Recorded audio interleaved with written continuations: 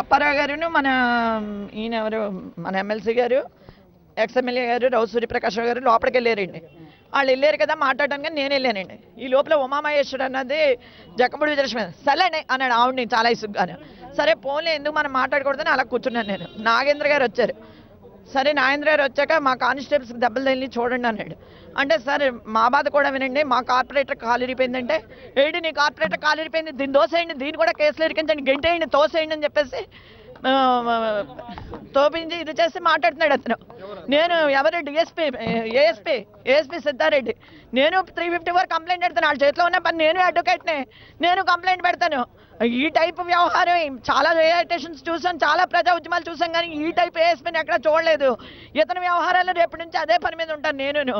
చంపేస్తారు, అంతకంటే ఏం చేయలేరు కదా. పోలీసుల చేతిలో ఉన్న బాణం ఏమన్నా కొడతారు, చంపేస్తారు, అంతకంటే మమ్మల్ని ఏమి చేసేయలేరు.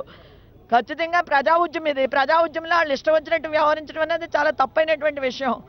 మామూలుగా మీరు స్టేషన్కి వచ్చారు, మీ వెర్షన్ మీరు చెప్తున్నారు, మా వెర్షన్ కూడా వినాలి కదా. మీరు నిజంగా ప్రజలకు మేము మిత్రులు మైత్రి సంఘాలు అయ్యి అని చెప్పేటటువంటి వాళ్ళు మా వెర్షన్ కూడా వినాలి కదా. ఎక్కడ మేము శాంతియుతంగా చేసాము, మా మనుషులు అరెస్ట్ అయ్యారన్నప్పుడు నాయకులు అనేవాళ్ళు స్టేషన్కి వస్తారు. మీరు తోపులాట చేయకపోతే ఇంత కూడా జరగదు కదా. మీరు తోపులాట చేశారు, దాని మీద ఒకరికొకరు తోసుకోవడం జరిగారు. ఖచ్చితంగా ఇది అక్రమ అరెస్టేనండి. ఇప్పుడు ఎవడో ఎక్కడ ఏం పగలగొట్టలేదు, ఎవరితోటి గొడవ పడలేదు, ఎవరిని ఇది చేయలేదు, నిర్బంధంగా మేమేం బంద్ చేయట్లేదు. స్పెషల్ స్టేటస్ కావాలని చెప్పేసి ఇది చేయడం జరిగింది. ఉమెన్ డేస్పై ఏదని అడుగుతున్నాడు, అలా ఉంది చూడండి ఎంత బాగుందో పోలీసు రాజ్యం. పోలీసులు నెట్టుకుని చేతకాని చంద్రబాబు పోలీసులతో ఆడిస్తున్నాడు. ఇది ఈ ఏళ్ళ కూడా ఎలా ఉంటుందండి, ఏ ప్రభుత్వం వస్తే ఆ ప్రభుత్వాన్ని తొత్తులుగా వ్యవహరిస్తారు. ఇవాళ తెలుగుదేశం చొక్కా వేసుకుని కూర్చున్నాడేమో, ఆయన తెలుగుదేశం మాట్లాడుతున్నాడు. రేపు పొద్దున్న దీనికి ఎంతకింతకి మూల్యం చెల్లించుకునే పరిస్థితి మాత్రం ఖచ్చితంగా వస్తుంది. చూస్తూ ఏం ఊరుకోం. వైఎస్ఆర్సీపీ తరపుని ఖచ్చితంగా తప్పుడు కేసు. దీన్ని కూడా మనాయించండి అంటే అర్థం ఏంటండి? దీన్ని దాన్ని అని మాట్లాడటానికి హూయిజీ ఖచ్చితంగా కేసు పెడతామండి. మేము ఏమి విడిచిపెట్టాం. హ్యూమన్ రైట్స్ కూడా దీన్ని పంపిస్తాను. ఒక ఆడావిడి, నేను బీయింగ్ అని అడ్వకేట్, నెక్స్ట్ ఒక ఎక్స్ మినిస్టర్ వైఫ్ని, రోజు ప్రజా జీవితంలో ఉన్నాను, వైఎస్ఆర్సీపీ సీజీసీ మెంబర్గా ఉన్నాను, వైఎస్ఆర్సీపీ రాజానగరం కోఆర్డినేటర్గా ఉన్నాను. తెల్లవారు లేచి రాజానగరంలో రాజమండ్రిలో ఏదైనా ప్రజా సమస్య వస్తే తిరుగుతూనే ఉన్నాం. మా మీద ఇలాగే ఇలా రుసరుసలాడుతా దురుసుగా ప్రవర్తిస్తే సామాన్యమైనటువంటి ఎంత దారుణంగా హింసిస్తున్నారో చూడండి. వీళ్ళ పరిపాలన ఎంత చేతకాని ప్రభుత్వం కాబట్టి వీళ్ళు ఇష్టారాజ్యం వెళ్తున్నారు. చేతనైన ప్రభుత్వం అయితే ఇలా చేయరు. మీద దాడి ఎవరో చేయలేదండి, తోపులాట జరిగింది. వాళ్ళు గెంటుకుని కాలర్లు పట్టుకోవటం ఏంటండి? స్టేషన్కి వచ్చి మాట్లాడటానికి మా వాళ్ళే కొట్టారు. మా కార్పొరేటర్ కాలు ఇరిపోయింది, దానికి పోలీసు ఏం సమాధానం చెప్తారండి? మా కార్పొరేటర్ కాలు ఇరిపోయింది బొంతా శ్రీహరికి, ఇంకొక అతను దెబ్బలు తిని ఉన్నాడు. మీరు కూడా తినే కదా మా వాళ్ళు దెబ్బలు తిని. నేను ప్రత్యక్ష సాక్ష్యం కాదండి, నేను తర్వాత వచ్చాను. నేను మామూలుగా విషయం చెప్దాము మాట్లాడదామని వెళ్ళాను. వెళ్తే అక్కడ మా ఎమ్మెల్సీ గారు ఉన్నారు, మా పార్టీ ఎమ్మెల్సీ ఉన్నారు, మా పార్టీకి సంబంధించినటువంటి ఎక్స్ ఎమ్మెల్యే రావు సూర్యప్రకాష్ గారు ఉన్నారు. నేను మామూలుగా కూర్చుని సార్ మా బాధ కూడా వినండి, దాన్ని బట్టి మీరు చెయ్యండి అని. దీన్ని తోసేయండి, దీన్ని గంటేయండి, దీన్ని ఏంటండి, దీన్ని ఏంటి ప్రజాస్వామ్యంలో అసలు దీన్ని దాన్ని అని వీళ్ళు అప్రజాస్వామికంగా మాట్లాడటం ఏంటండి? ప్రజలతో వ్యవహరించే విధానంలో లేదు. ఖచ్చితంగా ప్రజలను రెచ్చగొట్టే విధానంలో ఇవాళ చాలా శాంతియుతంగా ధర్నా జరిగింది. ఎక్కడైనా మా పార్టీ వాళ్ళు ఎవరికైనా ఇబ్బంది కలిగించారు అని చెప్పేసి మీరు ఒక కేసు పట్టుకురాగలరా అని అడుగుతున్నాం. ఏవీ జరగలేదు.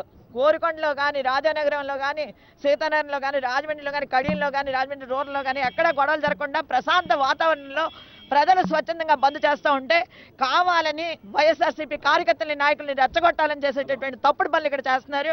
ఇది సరైనటువంటి విధానం కాదు. ఖచ్చితంగా వీళ్ళకి తగిన మూల్యం చెల్లించుకుంటారు. దాన్ని అని చెప్పేసి మాట్లాడితే ఎవరిని కూడా ఊరుకునేటటువంటి పరిస్థితి లేదు. ఎందుకంటే ప్రజాస్వామ్యంలో అప్రజాస్వామికంగా వ్యవహరిస్తున్నారు. చట్ట ప్రకారం 354 సెక్షన్ ఇతని మీద కూడా వస్తుంది. ఒక ఆడదాన్ని assault outraging the modesty of a women 354 section ఖచ్చితంగా దాని కింద కేసు పెడతాను, కేసు కోర్టుకి ఇడతాను ఇతను కూడా అని చెప్పేసి.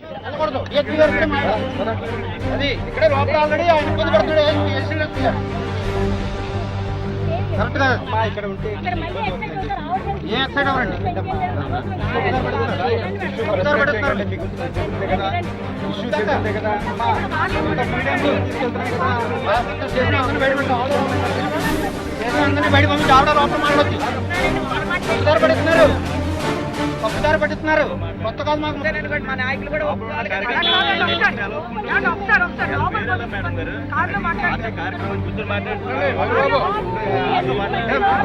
నేనేమో ఆషామాషిగా రాజకీయాల్లోకి వచ్చిందని కాదు. ఒకసారి చెప్పింది నేను. మా హస్బెండ్ చాలా